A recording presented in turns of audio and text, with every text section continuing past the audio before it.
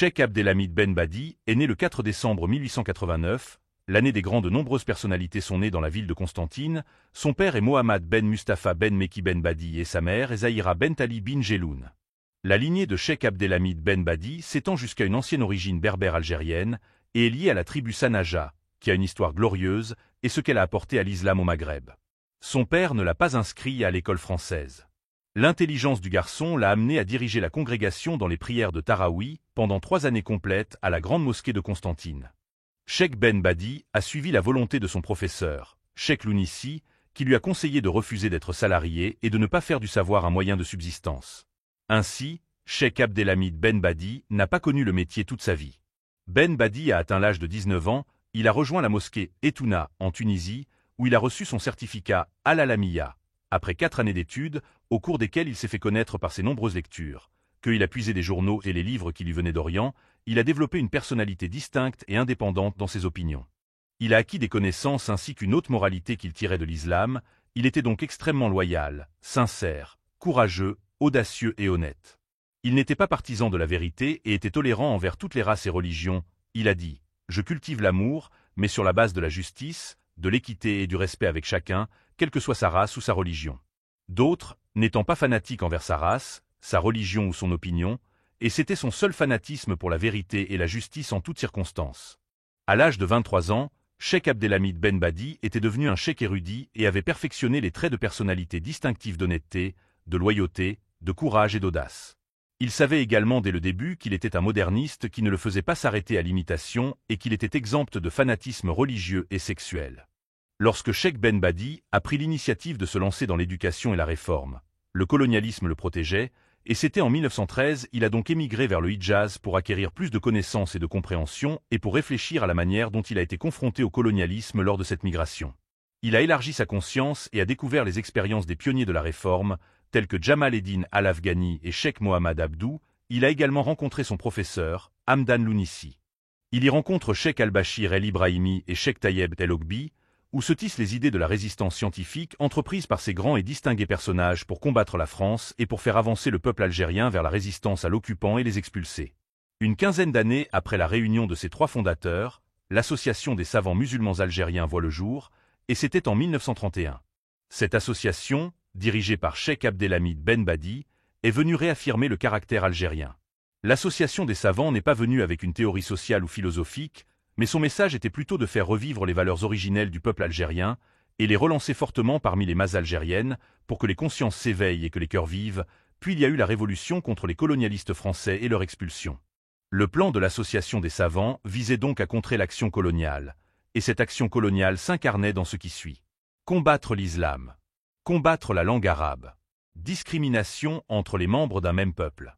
Ignorer le peuple algérien pour qu'ils ne connaissent pas l'histoire et ne connaissent pas la vérité. D'où le projet de l'Association des savants, qui est de faire revivre le véritable islam, de lier la langue arabe à l'islam, car elle est la langue du Coran et la langue de la patrie, et de diffuser les écoles pour éduquer les enfants du peuple algérien. Si les enfants du peuple algérien apprennent et connaissent la vérité, ils expulseront l'occupant. L'Association des savants a également rejeté toute haine tribale ou régionale. Et si l'on revient à la déclaration du 1er novembre, publiée à l'occasion du lancement de la Révolution de Libération, on retrouve ces principes inclus dans son contenu. Cela prouve clairement que les efforts de l'Association des savants ont ouvert la voie à la pensée révolutionnaire adoptée par la Révolution de novembre 1954. L'Association des savants a placé l'islam au fondement de son approche éducative de la Renaissance musulmane algérienne qui tirerait sa morale de l'islam. Et parce que l'Association des savants développait la vie et la société, elle mettait l'accent sur le principe de la science dans son sens large pour construire l'industrie, l'agriculture, les services et tout ce qui touche au pays et la vie civile. Nous réalisons ici que le message de l'Association des savants est un message plus large et plus complet que celui d'être inclus dans n'importe quel aspect de la vie. Il s'agit plutôt d'un message de résurrection d'une société entière, avec une vision globale de tout ce dont une société complète a besoin. Cependant, ses efforts se limitaient aux nécessités de la scène. Sa préoccupation première était donc de lutter contre l'analphabétisme et la désinformation qui tentaient de déformer l'islam et de le vider de son contenu, avec les concepts, les règles et les contenus de ses agents se propageaient. Cela n'a rien à voir avec les faits de l'islam. La sorcellerie et la corruption se sont répandues, et le colonialisme français, conscient de la force de la confrontation de l'islam avec son idéologie et de l'étendue de sa capacité à recruter des gens pour le combattre, a voulu s'en débarrasser en le détournant de sa juste destination. Plus encore, l'Association des savants a instauré le concept de patriotisme en brandissant son slogan « L'islam est notre religion, l'arabe est notre langue et l'Algérie est notre patrie ». Le contenu de l'unité nationale a été implicitement établi par l'adhésion à une foi et à une langue unique. Quant à la réalité des événements, Cheikh Abdel Hamid Ben Badi, et par l'adhésion à une foi et à une langue unique. Quant à la réalité des événements, Cheikh Abdel Hamid Ben Badi, à travers l'Association des savants, s'est confronté au principe du diviser pour régner, que le colonialisme français a tenté d'inculquer dans la structure de la société algérienne pour en saper les piliers, grève à l'unité nationale. À travers un projet d'attaque de la société algérienne les unes contre les autres, en provoquant des conflits ethniques et tribaux, et ici nous trouvons le vénérable imam Abdelhamid Ben Badi, jaloux de sa patrie, conscient de la conspiration française, et l'affronte avec détermination, refusant pour diviser le peuple algérien sur une base ethnique ou linguistique. Premièrement, sa patrie est l'Algérie et sa religion est l'islam. Cheikh Abdelhamid Ben Badi est un génie dont chacune de ses qualités indique ce génie caché dans son âme, dont les significations ressortent très clairement dans la biographie de l'homme qui s'est renié jusqu'au déni, et monté sur le terrain, apportant l'espoir aux âmes des gens. Des signes de joie sont apparus autour de lui et les gens se sont déplacés autour de lui pour bénir son travail et soutenir sa détermination. C'est ce que Cheikh Ben Badi a réalisé, seul en tant que nation, car il a pu devenir une force culturelle, réformatrice et nationale. Les Algériens ont béni ses efforts et l'ont suivi de toutes les régions du pays. Une autre caractéristique des génies est leur incroyable capacité à accomplir de grandes œuvres dans un court laps de temps. L'imam Abdelhamid Ben Badi a fondé l'Association des savants en 1931 et il est décédé, que Dieu lui fasse miséricorde, en 1940. Je travaillais dans l'association depuis 9 ans. Regardons ensemble. Qu'a présenté Cheikh Ben Badi au cours de ces 9 années? Parmi ses réalisations, il a fondé l'Association des savants, accompagné de Cheikh Al-Bachir El-Ibrahimi, Cheikh Tayeb Dalogbi, Cheikh El-Arbita Esbsi et Cheikh Moubarak Al-Mili, selon un plan et un programme précis.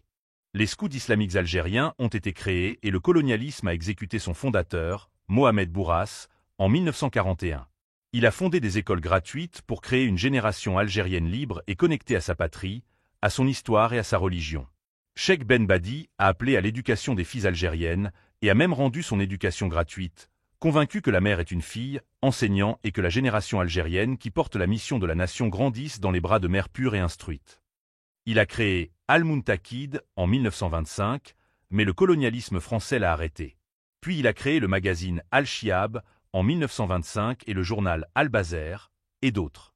Il y a des efforts médiatiques qui ont émergé grâce aux efforts du cheikh en dehors de l'Association des savants, et il y a des efforts qui ont émergé à travers l'Association des savants. Ces efforts individuels, y compris l'oratoire. L'imam Abdelhamid Ben Badi était un orateur articulé, un érudit éloquent, présent dans l'argumentation, fort en connotation, convaincant avec des preuves. Il possédait un langage fort et une déclaration brillante, et la sincérité de son esprit avait une tonalité influente dans les esprits et les âmes. Et cette puissance rhétorique, les cœurs et les âmes des Algériens s'étaient ouverts devant lui, et ils l'ont soutenu et suivi. Cheikh Ben Badi a créé des clubs, qui sont des conseils pour la science et la littérature, où se réunissent des hommes de savoir et de réforme et où des conférences sont données. Quant aux ouvrages scientifiques et religieux que Cheikh Abdelhamid Ben Badi a laissés, ce sont des ouvrages qui ont été publiés, et d'autres qui ont été implantés dans l'âme et le cœur de ses élèves, qui les ont approfondis dans la conscience de la nation algérienne.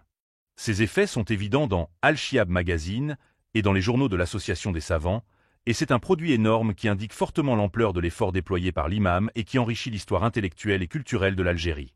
La vie de l'imam et ses efforts sont également considérés comme une expérience humaine unique, digne d'inspiration littéraire et artistique.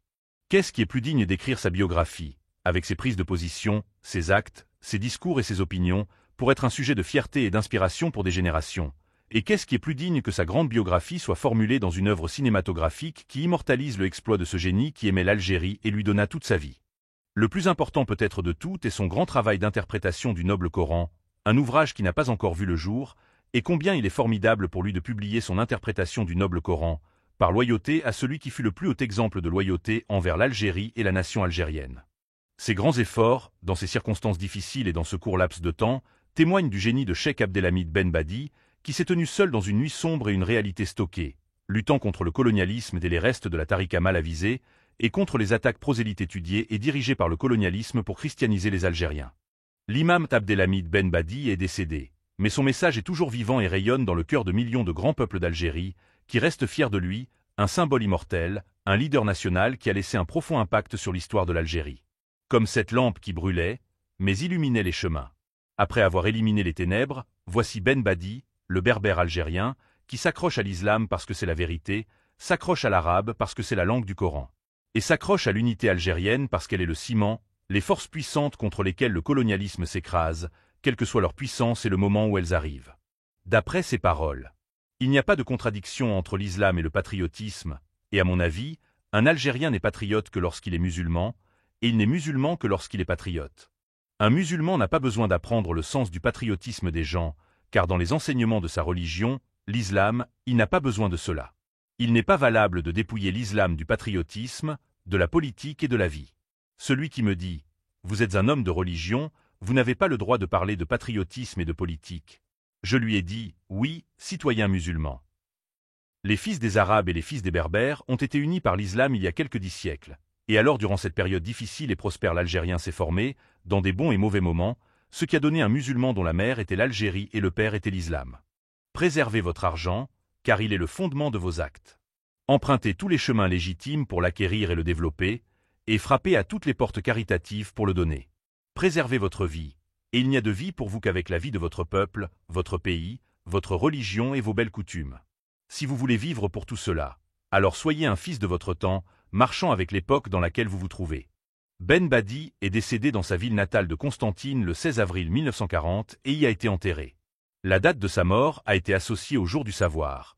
Que Dieu ait pitié du savant Ben Badi.